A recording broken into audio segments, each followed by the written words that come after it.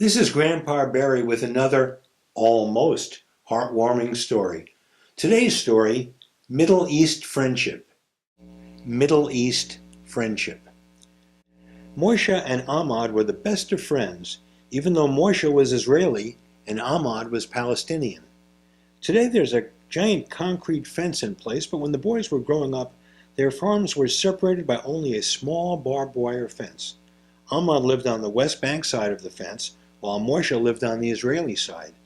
Every day after school they would meet by the fence. Ahmad might bring a chessboard, while Moshe might bring his soccer ball. They would play for hours and hours, sometimes moving nights and sometimes kicking the ball back and forth over the fence. Their parents did not approve. "Don't play with it, occupier," said Ahmad's father. "Stay away from that terrorist," Moshe's mother would say. Yet the boys were able to continue their close friendship, day after day and year after year. Nothing could keep them apart, even as they graduated high school and entered their respective armies. One day, rockets were fired by both sides. This was war. The boys, now young men, were assigned patrol duties by their commanders. Both were ordered to the fence, with orders to shoot their enemies on sight.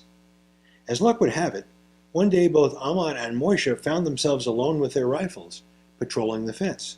Suddenly, Ahmad saw Moshe, and Moshe saw Ahmed. They broke into huge grins, but then they realized that they would have to do something.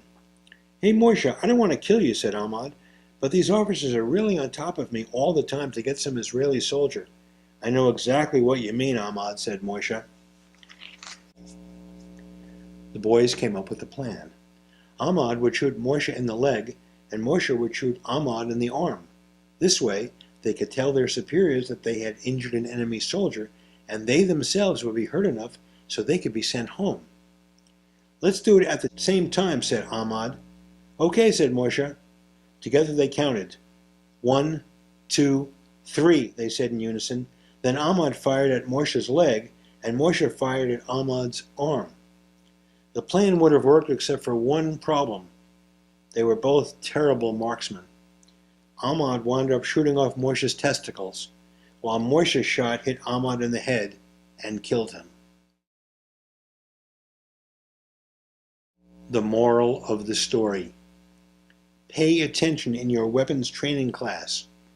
Work on the aiming.